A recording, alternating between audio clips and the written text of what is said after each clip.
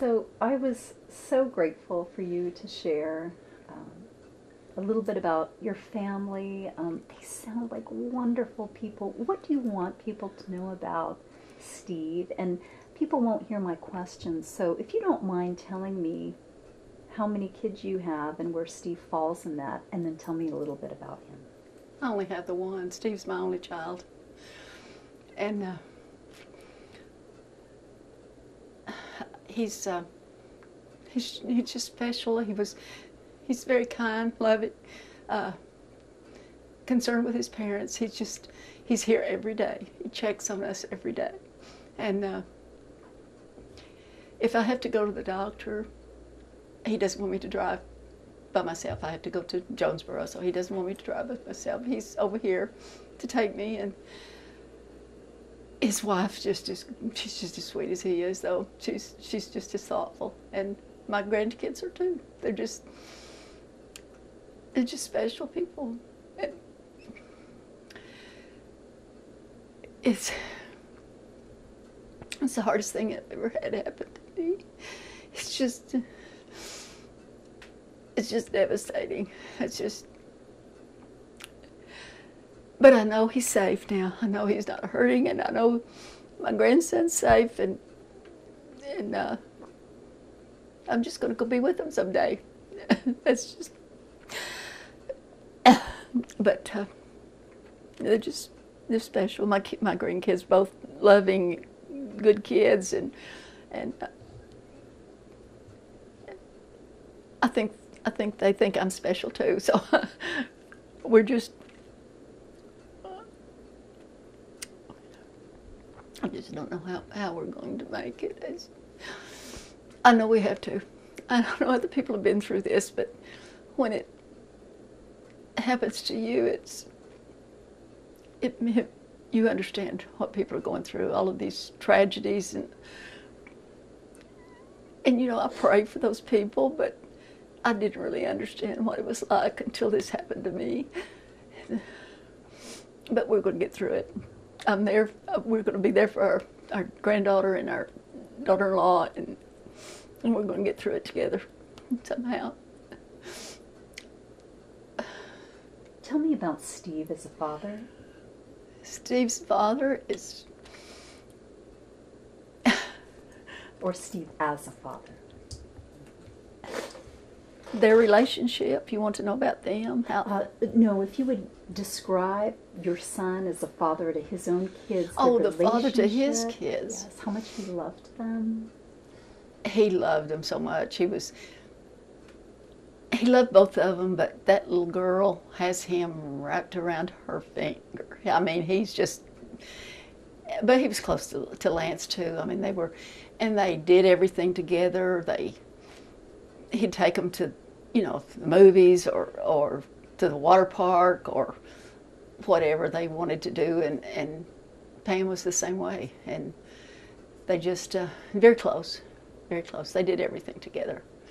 And this vacation was just a little outing for them before school started, and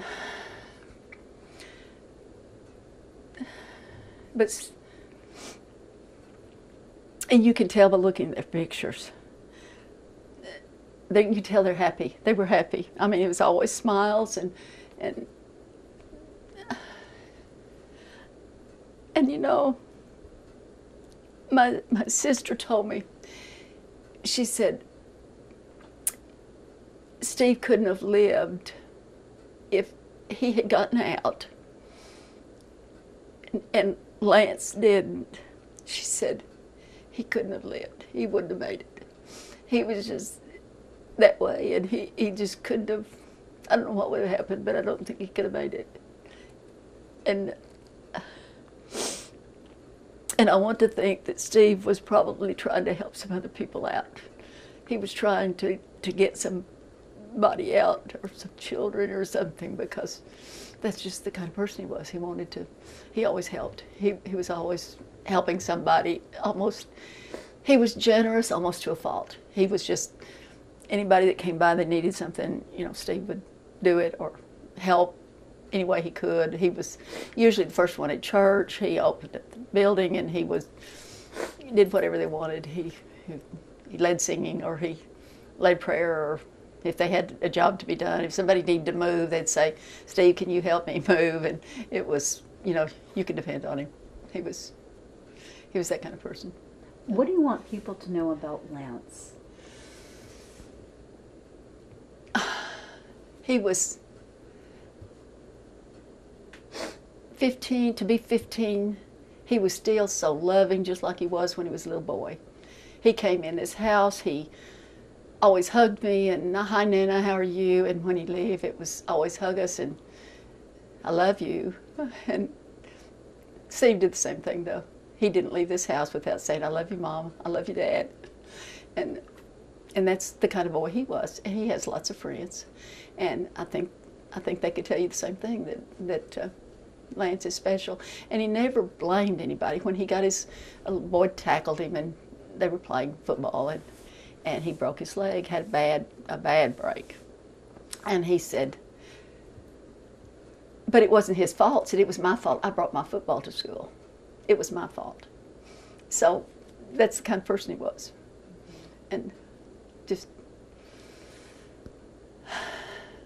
And she's like that too, but she's not quite, Loren is not quite as open with hers. Lance was more loving toward you. But I mean, she loves you, but she's not as, she's kind of shy a little bit. She's not quite. But then she showed, after this accident, she showed that she's just as loving as he was. She did amazing things. Lance and Loren, a close relationship? Yes, very close. I mean, they were brother and sister, and they had their arguments and all, but it was, they woke up when they were little. I went over and babysat so that they didn't have to get them out of the house. I would go in, peek in. They were in the same bedroom then. He was in a little twin bed, and she was in a crib, and I'd go in and watch them to see when they were waking up, and they'd wake up and look over. One would look over at the other would wake up and look over, and they were just laying there smiling at each other. And that's what they've always been. They're just 13 months apart, so you can imagine they're just very, very close. I just want to check on the grandfather clock. Is it about to? Because I know it's going to chime. How close are we? Reach, a minute open to a minute and a half. Okay, open that door and just stop the pendulum. Just hold it and it'll stop. Oh, thank you.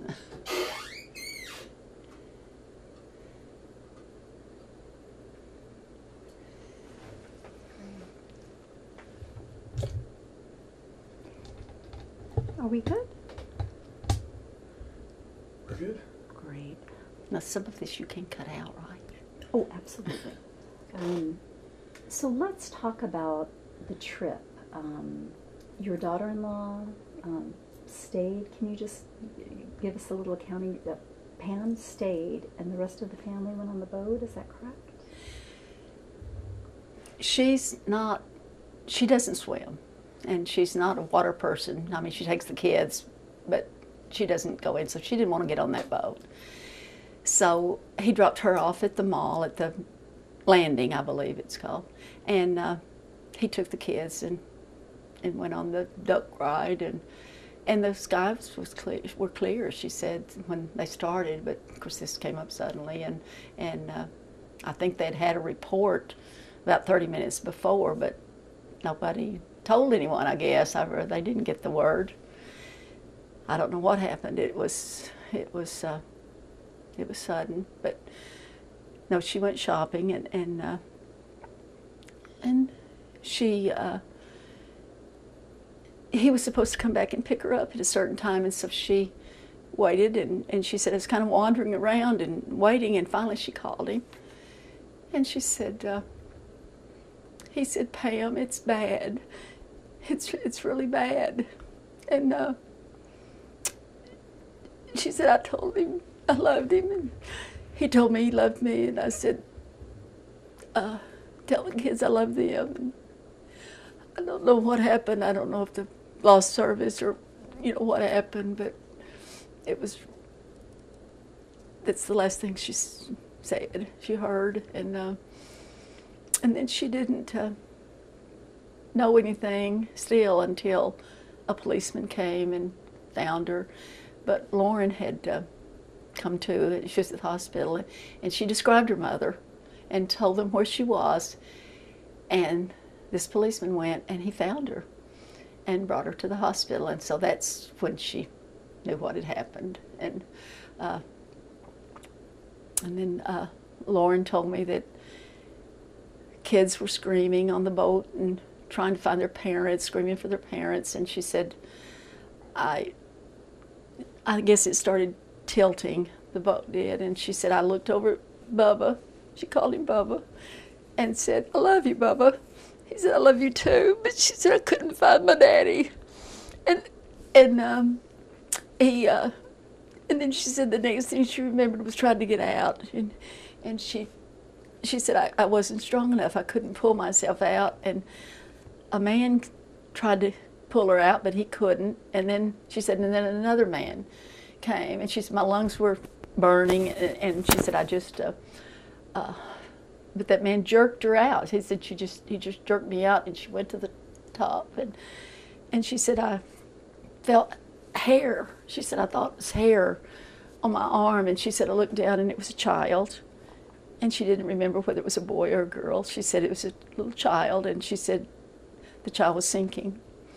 And she said, I just dove under and got under the child and pushed him up and held him up and talked to him, let him float until someone from this boat that was, I think, called the Branson Bell, maybe. Anyway, and they pulled them out. And when they did, and somehow, I don't know if it's when they kind of threw her up to someone there, she hit her head and she had a concussion. But she spent the night in the hospital, and then in the next evening, I think they dismissed her and said, she was going to be okay. But she felt really bad because she said, I saw children all around me in the water screaming. And she said, I wanted to help them, but the waves were so high that she said it kept pushing me away. And she said, I wanted to go back and help them, but they pulled her out. So I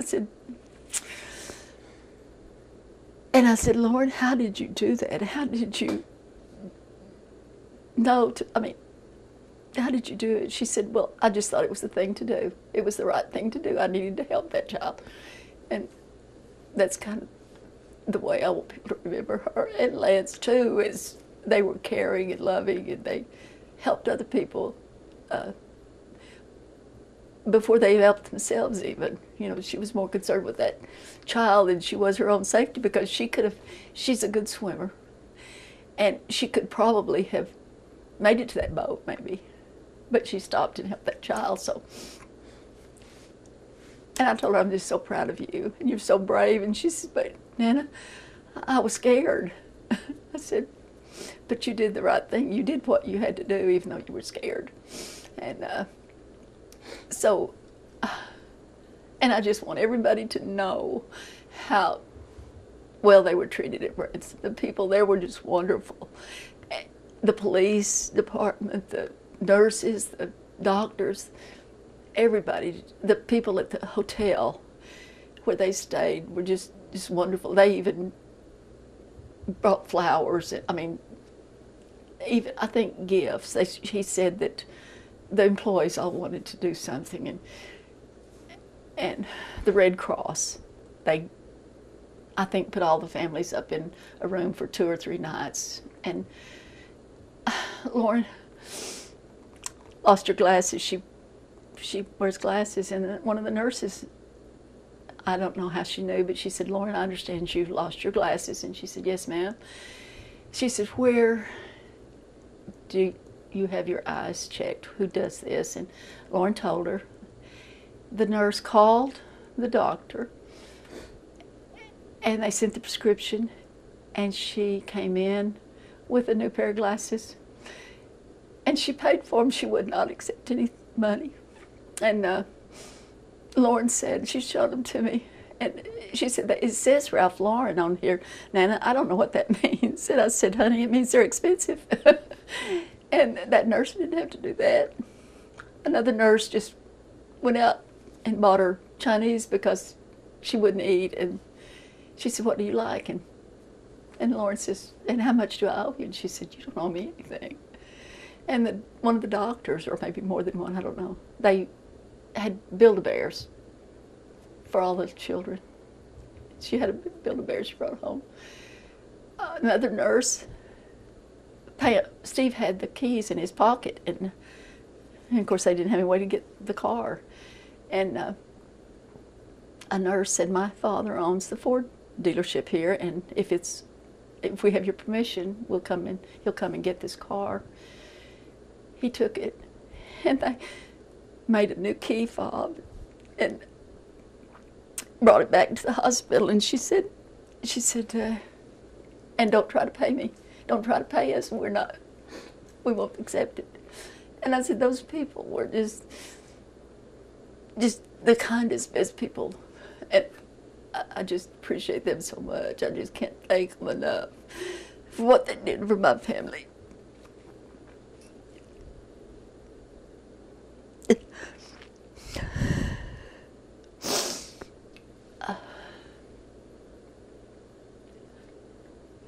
And people have been so kind all over the country. I said, I can't believe the emails, the text messages from places as far as away as California, Florida, Michigan, even out of the country. People have sent messages and support, prayers, and even want to make donations to something. And our minister is setting up a scholarship, and it'll be Steve and Lance Smith, some kind of educational scholarship at Freed-Hardeman University in Tennessee, and it'll be for something that'll have their, and I like that. I like that better than just flowers, or because that's going to be a memory there. I mean, it's going to be something to last. People will remember. And the soccer team here, the Osceola Parks and Recreation, they told us that they were going to dedicate this soccer season to Lance. He used to play soccer. And I thought that was just a kind gesture too. And I think that's because that's the kind of people they were, and everybody loved them, and they know what they were like. So earlier you were telling me that Loren told you about something that happened on the ambulance and some words that were said. Would you tell that to me again? She said when she got on the ambulance, that's when she woke up, and it's the first thing that she remembered after she was pulled out of the water. She woke up in the ambulance, and she said, and then they rolled this other stretcher in, and it was a little girl. And she said the little girl raised up and looked at her, and then reached over and grabbed her hand and squeezed so hard. She said, she nearly squeezed my hand off, but said, I didn't mind. Said, we held hands the whole way to the hospital. And the child that she pulled out of the water, she said when she got them up, the child said, you're my angel. And I said, it's Loren. So, yeah. And just for clarification, the child who was in the ambulance with her, was that different than the child Yes. she raised up? Okay, Yes. very good. It was a different child. Tell me how Loren is doing now. Is she able to sleep? Does she eat? What is she worried about? She's not sleeping well. She said last night when they got home, I asked her if she wanted me to spend the night. And she said, please do, because I need to sleep and I can't sleep. I'm afraid my mom will need me. And so I said, okay, I'll spend the night. And she came in and laid down in the living room. We were still talking, and she wrapped up in a blanket and laid down on this beanbag chair, I guess, and curled up, and she finally went to sleep. So I just slept on the couch so I could watch her. And so that's what we'll do. I plan to go over and spend a lot of time, because I don't want those two to be by themselves all the time and at night. So I'll do that. When Pam first found out, it's unimaginable. It is. What happened to Pam? The policeman that came to pick her up stayed with her all night. He didn't leave until I think 6 o'clock the next morning. And by then, some people from here had gotten there to be with her. And she made it pretty good. I know she was upset, but there was still hope. And I don't know what time they finally told her that they had pulled the last of the last 4 victims had recovered their bodies, and Lance and Steve were among those last 4. And they told her, and I think she just had a complete breakdown, and they couldn't get her calmed down or anything, and they had to admit her. She went to the emergency room, and they ended up giving her a shot, and she went to sleep, and I think slept for all night and most of the next day. And she's still having a hard time dealing with it, of course, coming home and having to come in last night and know that, her son and husband are not coming in. And but she told me that, she said, we have to be strong because we have to take care of Loren. And I said, yes, that's the main thing now. We're just going to have to be strong for her, because she's just 14. How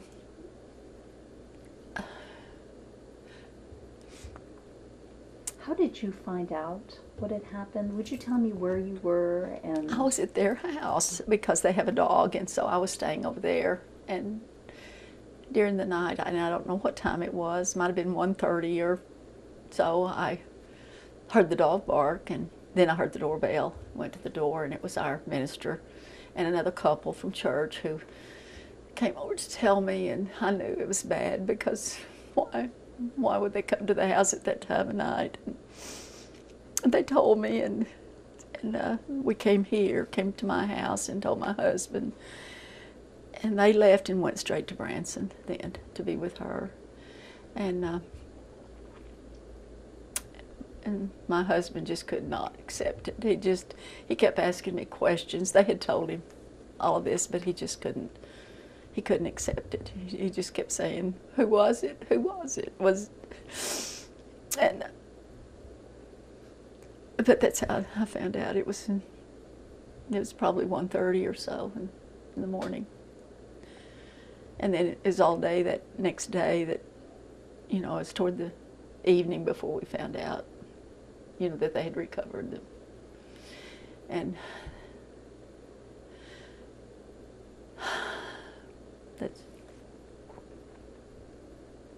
I couldn't go. My husband's not in good health, and he can't travel, and I needed to be here with him. But her family came, her sister and brother, and several people from here, church, went to, and so she had some people with her. But and then my sister and brother came from Oklahoma, and they were here with us, and so that helps. And so I know you have a very close family. Yes, very. Tell me how much you're going to miss Steve and Lance. How much? You're going to miss them. I just can't.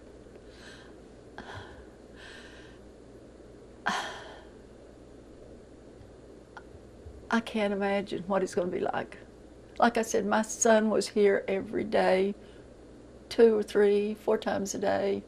He didn't want my husband to go out and get the mail. He might fall.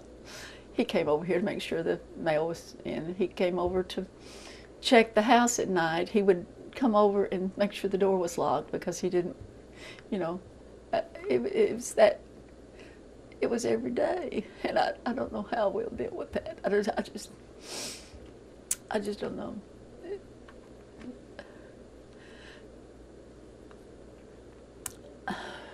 Is there anything else you would like to tell us?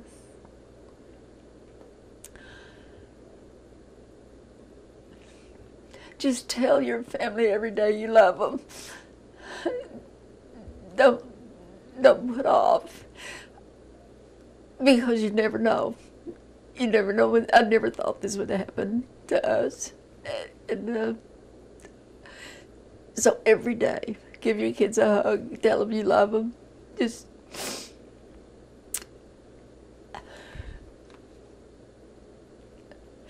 And I hope that I'm going to be a better grandmother, a better wife, and a better mother-in-law because of this, because I want us to,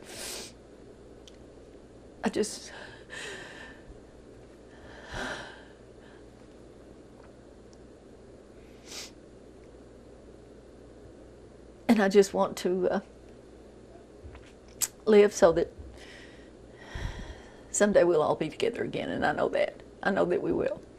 And my mother passed away a month ago, and my little granddaughter told her mother, she said, Mom, she said, Grandma Beck was waiting for them. She's taking care of them now. So that's what I believe, and that's what I want. I want to be there with them someday.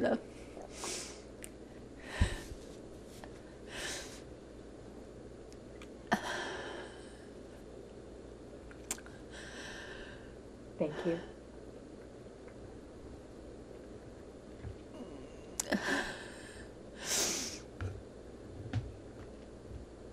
I'm sorry. I'm sure they would be so proud.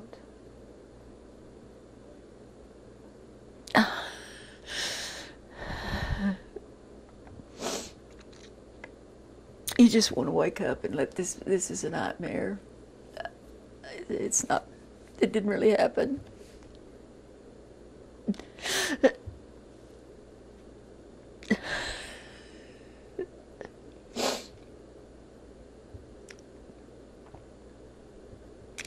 But my family's coming, all of them. I have cousins, I have nieces, nephews, they're coming to be with me. I have one cousin who's he's not in good health at all. And I said, you don't have to come. I know you love me and I know you'd like to be here, but I know you're not able. And he said, I do love you and I'm going to be there. So, you know, that's the kind of family I have, and they're going to be here to support me. And so we're going to make it.